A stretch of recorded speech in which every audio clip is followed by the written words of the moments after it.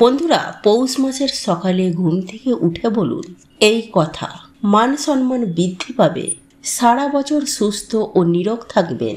বন্ধুরা, কথায় বলে কারোর পৌষ মাস কারোর সর্বনাশ। পৌষ মাসকে আপনি যদি সুখের করতে চান, আনন্দের করতে চান, আপনি যদি এই মাসে ভালো থাকতে চান, তাহলে অবশ্যই এই একটি কাজ প্রতিদিন করা প্রয়োজন। খুবই সামান্য একটি কাজ, যে কেউ করতে পারে, তবে এর ফল কিন্তু সুদূর প্রসারী। আপনি যদি আজ থেকেই করতে পারেন, তাহলে আজ থেকেই আপনি এর ফল পেতে সক্ষম হবেন। টানা 21 দিন করার পর এটি যখন আপনার অভ্যাসে পরিণত হবে, তখনই আপনি এর গুরুত্ব উপলব্ধি করতে পারবেন। বন্ধুরা, হিন্দু পঞ্চাঙ্গ অনুসারে এই মাসটি নানান কারণে গুরুত্বপূর্ণ একটি মাস। বছরের প্রতিটি মাস কোনো না কোনো দেবতা বা দেবীকে সমর্পিত করা হয়। ঠিক তেমনি পৌষ মাসেরও নিজস্ব একটি গুরুত্ব বর্তমান। শাস্ত্রে পৌষ মাসকে সূর্যকে সমর্পিত করা হয়েছে। এই মাসে সূর্যের মাহাত্ম্য ব্যাখ্যা করা হয়েছে। মূলত চন্দ্র এই সময় পুষ্যা নক্ষত্রে অবস্থান করে বলে এই মাসের নাম পৌষ মাস হয়েছে। এই মাসকে ছোট পিতৃপক্ষ বলা হয়। তাই অনেকেই এই মাসে পূর্বপুরুষদের উদ্দেশ্যে পিণ্ডদান এবং শ্রাদ্ধকর্ম করে থাকেন। পাশাপাশি এই মাসকে মা লক্ষ্মীরও মাস বলা হয়। তাই অনেকেই পৌষ মাসে বাড়িতে লক্ষ্মী পূজাও করে থাকেন, বিশেষ করে বৃহস্পতিবারে। বন্ধুরা, পৌষ মাসের সর্বপ্রধান কাজ হিসাবে গণ্য করা হয় সূর্যের উপাসনাকে। এই মাসে যারা সূর্যের উপাসনা করে থাকেন, তাদের তেজ, শক্তি, বুদ্ধি, বিদ্যা, যশ এবং ধন লাভের পথ প্রশস্ত হয়। ব্যক্তি সারা বছর স্বাস্থ্যবান এবং নিরোগ থাকতে পারেন।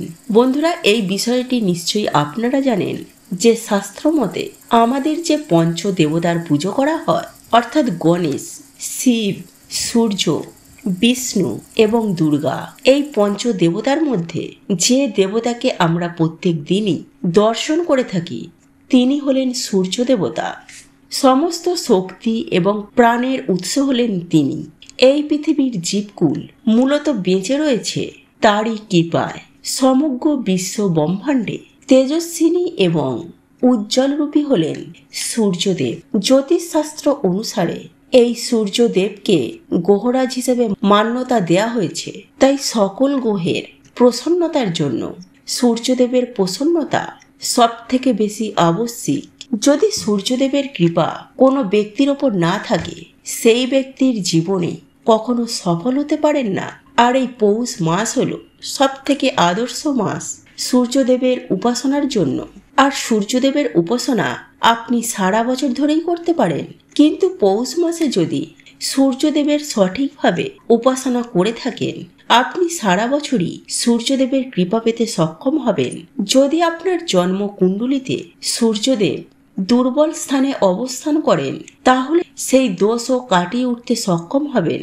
যদি পৌষ মাসে আপনি ঘুম থেকে ওঠার পর সূর্যদেবের এইভাবে উপাসনা করে থাকেন, পুরাণ ও মহাকাব্য অনুসারে মহাভারতের কর্ণ এবং রামায়ণের রামও সূর্য দেবতার প্রত্যেক দিনই উপাসনা করতেন এবং তাকে অর্ঘ্য দান করে দিন আরম্ভ শুরু করতেন তারা।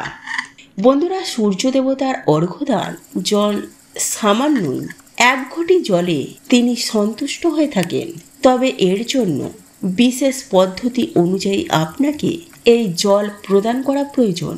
সবার প্রথমে যে বিষয়টি আপনাদেরকে করতে হবে, তা হলো এই পৌষ মাসের প্রত্যেক দিন সকালবেলায় সূর্য ওঠার আগে ঘুম থেকে উঠুন।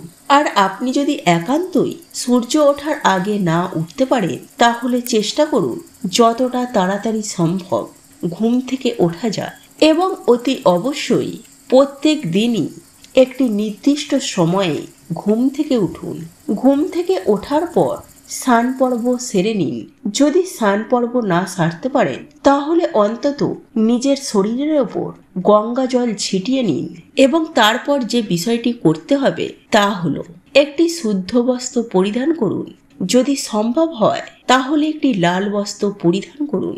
তারপর একটি তামার পাত্র অথবা তামার ঘটি নিন এবং তাতে বিশুদ্ধ জল দিয়ে সম্পূর্ণ ভর্তি করুন এবং তাতে মেশান সামান্য পরিমাণের আতপ চাল অথবা এমনি চালও রাখতে পারেন এবং একটি লাল ফুল, যদি সম্ভব হয় গোলাপের 2-4টি লাল পাপড়িও আপনি সেই জলে দিতে পারেন। এরপর বাড়ির উঠানে অথবা বাড়ির ছাদে বা জানালার সামনে যেখানে আপনি সূর্যকে দেখতে পাচ্ছেন, অর্থাৎ যেখানে সূর্যের রোদ আপনার গায়ে লাগছে, সেই স্থানে এসে দাঁড়ান অথবা একটি আসন পেতে সেই স্থানে পূর্ব দিকে মুখ করে উপবিষ্ট হন। তারপর তামার পাত্রটিকে 2 হাত দিয়ে মাথার সামনে তুলে ধরে সূর্যদেবের সম্মুখে দাঁড়িয়ে 3 বার অর্ঘ্য দান করুন। অর্ঘ্য দানের সময় এই মন্ত্রটি 108 বার উচ্চারণ করুন। যদি 108 বার সম্ভব না হয়, অন্তত 3 বার অবশ্যই উচ্চারণ করবেন। ওং সূর্যায় নমঃ, ওং সূর্যায় নমঃ, ওং সূর্যায় নমঃ মন্ত্রটি উচ্চারণ করতে করতে সূর্য দেবতার উদ্দেশ্যে জল নিবেদন করুন।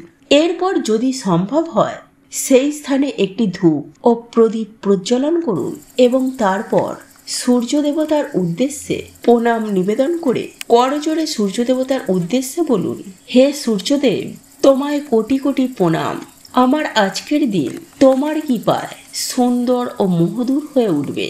আমায় সেই শক্তি প্রদান করো যাতে আমি সমস্ত কাজে সফল হতে সক্ষম হই। আমার পূর্বের সমস্ত পাপ তুমি ক্ষমা করো। তোমার কৃপা দৃষ্টি আমাদের প্রতি সদা বজায় রেখো। এছাড়াও যদি আপনার কিছু প্রার্থনা থাকে, আপনি সূর্য দেবতার উদ্দেশ্যে নিবেদন করতে পারেন এবং তারপর স্ক্রিনে লেখা এই মন্ত্রটি উচ্চারণ করুন। এই মন্ত্রটি যদি আপনার উচ্চারণ করতে অসুবিধা হয়, তাহলে আপনি কেবলমাত্র ওং আদিত্যায় নমঃ, ওং আদিত্যায় নমঃ, ওং আদিত্যায় নমঃ এই মন্ত্রটি 108 বার অথবা 3 বার উচ্চারণ করতে পারেন। সমগ্র পৌষ মাস জুড়ে যদি আপনি এই একটি কাজ করতে পারেন, নিশ্চিত রূপে সূর্য দেবতার কৃপা আপনার ওপর বর্ষিত হবে। পারিবারিক সুখ, শান্তি, সমৃদ্ধি আপনি নিশ্চিত রূপেই লাভ করবেন। কারণ যে মানুষ সর্বদাই পজিটিভ থাকে, তিনি সমস্ত কিছু পেতেই সক্ষম হন। তবে সূর্য পূজার সময় বা সূর্যদেবের উপাসনার সময় কখনোই কিন্তু স্নান না করে বা গঙ্গা জল না ছিটিয়ে সূর্যা পুজো করবেন না এবং অর্ঘ্য দানের সময় পবিত্র জল যেন আপনার পায়ে না পড়ে সেই বিষয়টিও খেয়াল রাখবেন। তামার পাত্র ছাড়া অন্য পাত্রে সূর্য পুজো করা উচিত নয়। প্রয়োজনে আপনি হাতেও অর্ঘ্য দান করতে পারেন এবং অর্ঘ্য দানের সময় চিনি বা মিষ্টান্ন কিছু দ্রব্য মেশাবেন না। যদি অর্ঘ্য দানের সময় সূর্যদেব মেঘাচ্ছন্ন থাকেন, তবুও অর্ঘ্য দান সম্পূর্ণ করবেন। সমগ্র পৌষ মাস জুড়ে যদি আপনি এই কাজটি করতে পারেন, দেখবেন সূর্যদেবের কৃপায় আপনি সব কিছুই পাবেন।